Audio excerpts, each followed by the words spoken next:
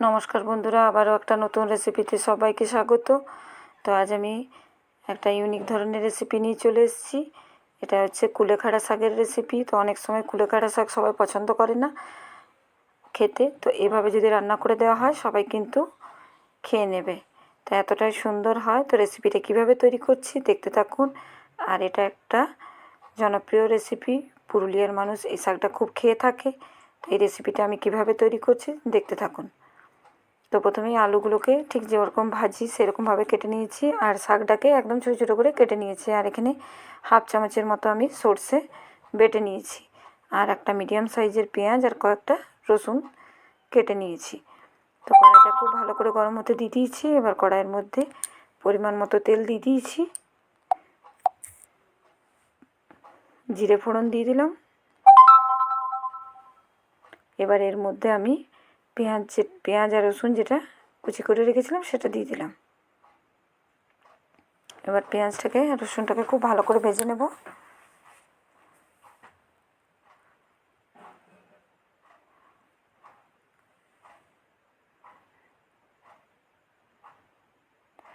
ভালোভাবে এবারে সমস্ত জিনিসকে খুব ভালো করে ভেজে নিচ্ছি। এবার আলুটা দিয়ে দিলাম। আলুটা দিয়েও খুব ভালো করে ভেজে নেব।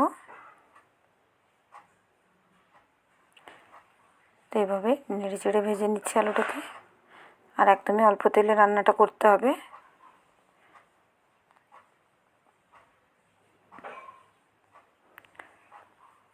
এভাবে নেড়ে চেড়ে নিলাম। এবার এর মধ্যে আমি একটা কাঁচা লঙ্কা দিয়ে দিলাম, আর শাকটা যেটা আমি কুচি করে রেখেছিলাম সেটা দিয়ে দিলাম।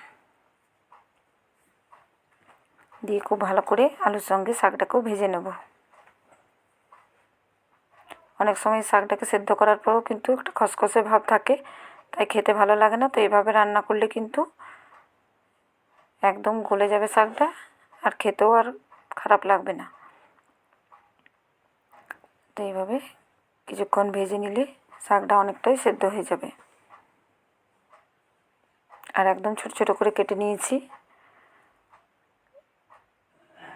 তো দেখুন অনেকটাই শাকটা গলে গেছে আর অনেকটা কমে গেল। এবার এর মধ্যে পরিমাণ মতো নুন দিয়ে দিলাম। নুন দিয়ে ভালো করে এবার ভেজে নেব। তো যে জলটা শাক থেকে বেরিয়েছিল সেটাও কিন্তু আমার শুকিয়ে গেছে।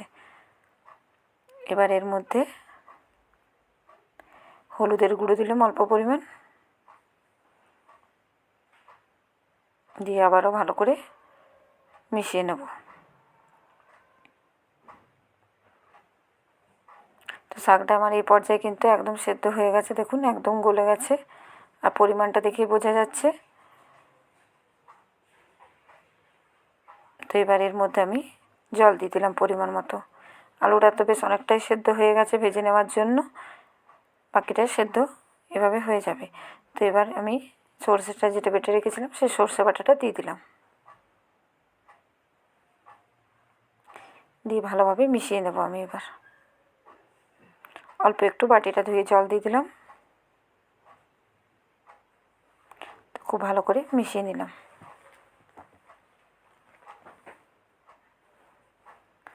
খুব ভালো করে মিশিয়ে নিলাম দেখুন।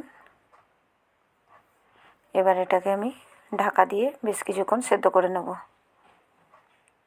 তো জলটা অনেকটাই কমে গেছে। এবার এটাকে দেখে নিচ্ছি, আলুটা চেক করে নিলাম যে সেদ্ধ হয়েছে কিনা।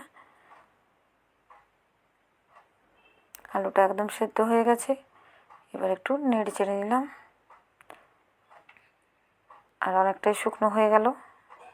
এবার নামাবার আগে 1 চামচ সরষের তেল ওপর থেকে দিয়ে দিলাম, এতে করে খেতে ভালো লাগবে। আর এই রকম রেসিপি থাকলে গরম ভাতের সঙ্গে আর কোনো কিছু লাগবে না, এতটাই টেস্টি হয় এই রেসিপিটা। আর অনেকে খেতে চায় না, কিন্তু এইভাবে যদি বানিয়ে দেওয়া হয় খেতে কিন্তু খুবই সুন্দর লাগে, আর সবাই কিন্তু খেয়ে নেবে। তো আর একটু নেড়ে চেড়ে শুকনো করে নেব।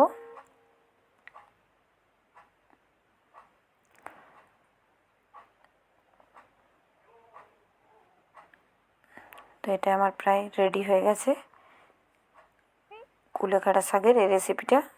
তো আজকের মতো এই পর্যন্ত। পরের আবার একটা ভিডিওতে আপনাদের সঙ্গে দেখা হচ্ছে।